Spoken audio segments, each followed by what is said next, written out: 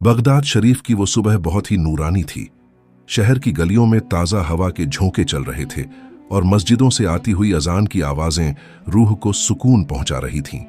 दजला दरिया का पानी सूरज की पहली किरणों से सोने की तरह चमक रहा था। लेकिन इसी खूबसूरत शहर के एक बहुत बड़े मकान में एक शख्स बैठा था जिसका दिल घमंड से भरा हुआ था। उसका नाम हारून था। हारून उस दौर का बहुत बड़ा विद्वान माना जाता था। उसने दुनिया भर की किताबें पढ़ी थीं। विज्ञान और तर्क में उसे महारत हासिल थी। हारून की शोहरत दूर दूर तक थी, लेकिन उसका एक बहुत बड़ा मसला था। उसे अपनी अक्ल पर इतना भरोसा था कि वह खुदा की अनदेखी ताकत और अल्लाह के वलियों की करामात को मानने से इनकार करता था। वह अक्सर बाजारों में खड़ा होकर लोगों से कहता, जो चीज मेरी अक्ल की तराजू में पूरी नहीं उतरती, मैं उसे सच नहीं मान सकता। ये करामात और मोजज़े सिर्फ कहने की बातें हैं। लोग उसकी बातों से परेशान हो जाते, पर हारून अपनी दलीलों से सबको चुप करा देता था। एक दिन हारून के मन में एक अजीब ख्याल आया। उसने सोचा कि बगदाद के सबसे बड़े वली हुजूर शेख अब्दुल कादिर जिलानी के पास जाया जाए। उसने सुना था कि गौसे पाक की महफिल में रूहानी करिश्मे होते हैं। हारून ने अपने दिल में तय किया कि आज वह गौसे आजम को अपनी दलीलों से हरा देगा और साबित कर देगा कि अक्ल से बड़ी कोई चीज नहीं है। वह बड़े ही गुरूर के साथ अपने घर से निकला। उसके हाथ में पुरानी किताबों के पुलिंदे थे और चेहरे पर एक अजीब सी चमक थी, जैसे उसे यकीन हो कि आज वह जीत जाएगा। जब वह गौसे पाक की खानकाह पहुंचा तो वहां का नजारा देखकर उसकी अक्ल चकरा गई। वहां हजारों लोग खामोशी से बैठे थे। कोई रो रहा था, कोई इबादत में खोया था, और चारों तरफ एक ऐसी खामोशी थी जिसे शब्दों में बयान नहीं किया जा सकता। हुजूर गौसे आजम एक सादे से पत्थर के चबूतरे पर बैठे थे। आपने सफेद लिबास पहना हुआ था और आपका चेहरा इतना नूरानी था कि हारून की नजरें एक पल के लिए झुक गईं। हुजूर उस वक्त वजू कर रहे थे। एक मुरीद पास में खड़ा लोटे से पानी डाल रहा था और आप बहुत ही सुकून के साथ वजू के अरकान पूरे कर रहे थे। हारून ने हिम्मत जुटाई और हुजूर के करीब जाकर ऊंची आवाज में बोला, ऐ अब्दुल कादिर, मैंने सुना है आप कहते हैं कि खुदा के वली नामुमकिन को मुमकिन कर सकते हैं। मैं एक तर्कवादी शख्स हूं। मुझे कोई ऐसी दलील दीजिए जो मेरी अक्ल मान ले। मुझे साबित करके दिखाइए कि रूहानियत सच है, वरना यह कहना छोड़ दीजिए कि आप खुदा के करीब हैं। हुजूर गौसे पाक ने हारून की कड़वी और गुस्ताखी भरी बातें सुनी, पर आपके चेहरे पर गुस्से का एक भी निशान नहीं आया। आपने अपना हाथ वजू के पानी से भरे लोटे में डाला और फिर बहुत ही धीरे से मुस्कुराए।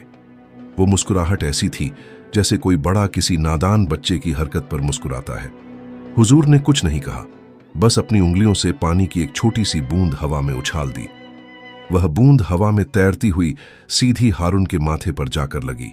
जैसे ही वह बूंद हारून की खाल से छुई, उसे महसूस हुआ जैसे किसी ने उसके कान में हजारों नगाड़े एक साथ बजा दिए हों। उसे अपनी आंखों के सामने सिर्फ तेज रोशनी नजर आने लगी। देखते ही देखते बगदाद का वो आसमान, वो खानकाह, वो मुरीद और खुद हुजूर गौसे पाक की सूरत उसकी नजरों से ओझल हो गई। उसे लगा जैसे वह किसी बहुत गहरी खाई में गिर रहा है। उसके शरीर में एक कंपन शुरू हो गया और उसे अपनी सांसें रुकती हुई महसूस हुई। जब हारून की आंखें खुलीं तो वह सन्न रह गया। वह एक गर्म रेत के ढेर पर पड़ा था। ऊपर सूरज आग उगल रहा था और सामने एक विशाल नीला समंदर था जिसकी लहरें तेजी से किनारे से टकरा रही थीं। वह घबराकर खड़ा हुआ और यहां वहां देखने लगा।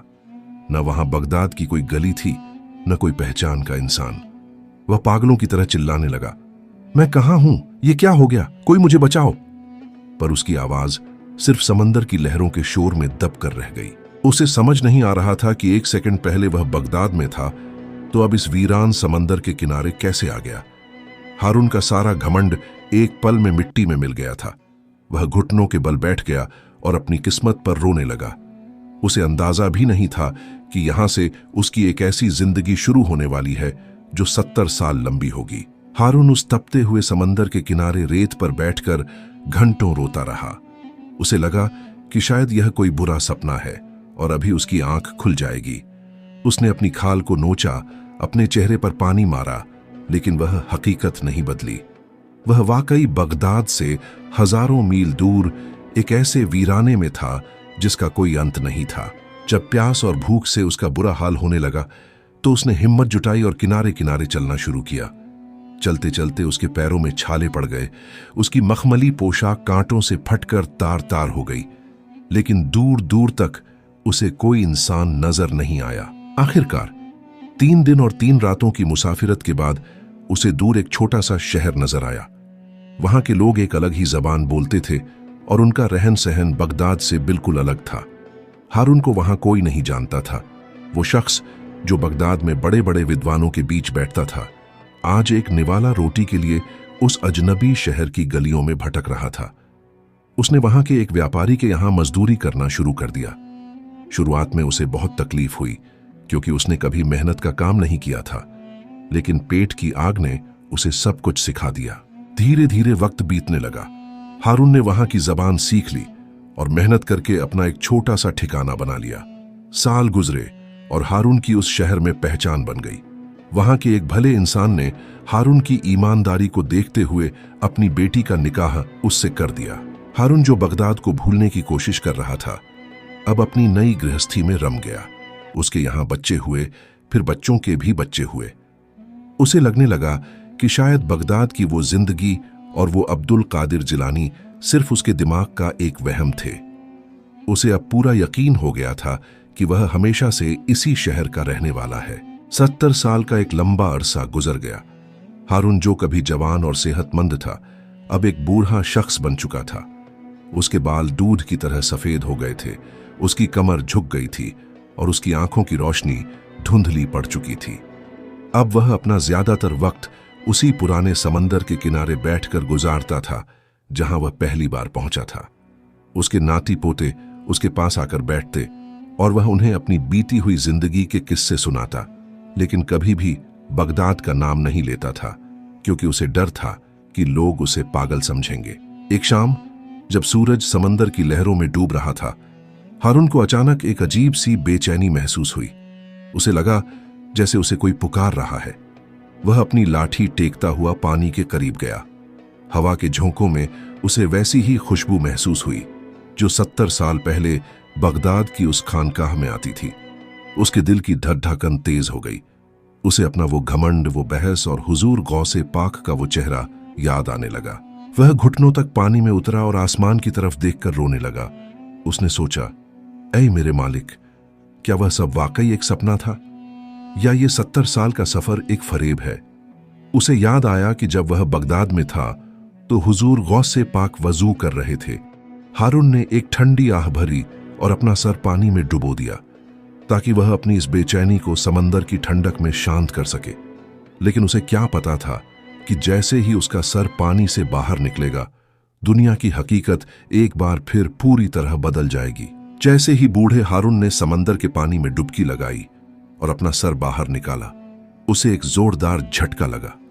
उसके कानों में पानी की आवाज नहीं, बल्कि बगदाद की उस खानकाह का शोर सुनाई देने लगा। जब उसने अपनी आंखें खोली तो उसके पैरों तले जमीन निकल गई। वह न तो उस अजनबी शहर के समंदर के किनारे था और न ही वह बूढ़ा था। वह वापस बगदाद की उसी खानकाह के आंगन में खड़ा था। हारून ने कांपते हाथों से अपने चेहरे को छुआ। उसकी झुर्रियां गायब हो चुकी थीं। उसके बाल फिर से काले थे। वह 70 साल का बूढ़ा नहीं, बल्कि वही जवान हारून था जो कुछ पल पहले हुजूर गौसे पाक से बहस कर रहा था। सबसे ज्यादा हैरान करने वाली बात तो ये थी कि हुजूर गौसे आजम अभी भी वहीं वजू कर रहे थे। वो पानी की बूंद जो हुजूर ने हवा में उछाली थी, उसका पानी अभी पूरी तरह जमीन पर भी नहीं गिरा था। हारून को ऐसा लगा जैसे वक्त ठहर गया हो। 70 साल की लंबी जिंदगी, शादी, बच्चे, बुढ़ापा, वह सब कुछ सिर्फ एक पल के अंदर गुजर गया था। हारून की अक्ल का घमंड चूर चूर हो गया। वह पागलों की तरह अपने कपड़ों को देखने लगा जो अभी भी बगदाद के मखमली लिबास थे। वह चीख कर बोला, हुजूर, ये क्या राज है? मैंने 70 साल गुजारे हैं। मैंने दुख झेला है, मैंने परिवार बसाया है, मैं बूढ़ा हुआ हूं। क्या वो सब झूठ था या ये सच है?